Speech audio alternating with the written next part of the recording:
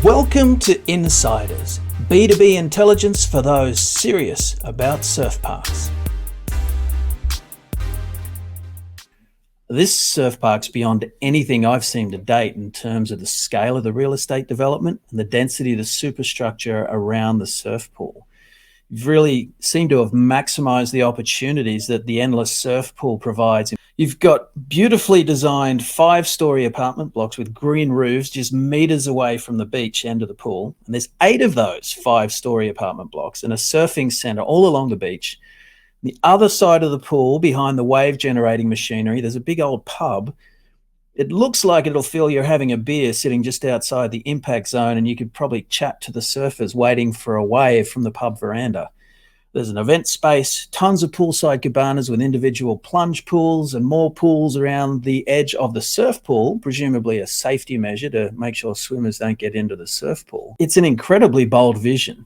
Could you talk to me about the philosophy of the master plan and how it relates to the business model? How do all of these components interact, and how do they address the market you're seeing or would like to see on the Gold Coast? It's the number one holiday destination in Australia, and it's littered with some great attractions and infrastructure and accommodation, etc. But a lot of them sit in isolation. It's quite interesting that, you know, you've got great hotels and you've got some great theme parks, you've got some great natural coastal breaks and scenery and attractions, etc. But there's very little in the way of what you'd call an integrated resort, where you can stay, play, and experience a range of attractions. So for me personally, having lived on the Gold Coast for about 10 years and ran some of the big theme parks there, this seemed like a magical hybrid mix, melting pot of all the things you could put in. It was like a toy shop. How much can you get in there? What else can people do? So it was a fascinating project in the sense of trying to get things together.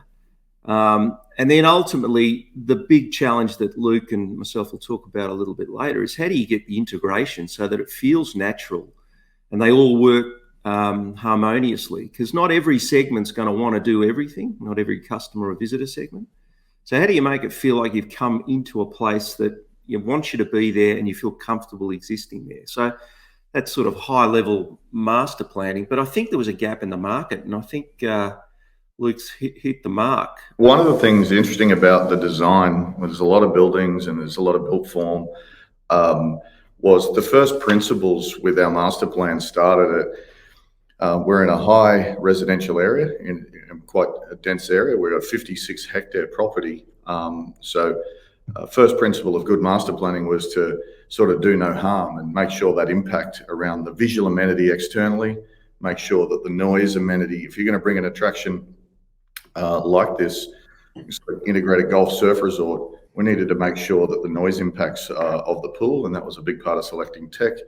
We needed to make sure that the overall patron noise was right. So part of when you have a look at the master plan and the whole holistic sort of around the pool piece, that was actually really driven around acoustics and making sure. So very, very back to front architectural brief in the sense of we need to basically build a bunker in the middle and make sure that primary noise of the wave and the patrons and the surfing is mitigating. And we came at it from finding those solutions. I mean, at the end of the day, these things are about approvals as well. So making sure that we start with that end in mind around getting this approved, making sure we don't have those impacts on the existing community, but if anything, enhance their amenity. Yeah, that's fascinating. I find that really interesting that the acoustics is a part of that, because, you look at where your site is located. It's a big site, but you're completely hemmed in by residential zoning by the looks of things. So I see the imperative for that, and that's an interesting approach. And now that you've explained it, it makes sense to have that, like you say, that kind of sunken dome surrounded by essentially noise blocking superstructure. That's great. And my compliments to the architect on how those buildings look in the renderings. They seem to be very beautifully designed.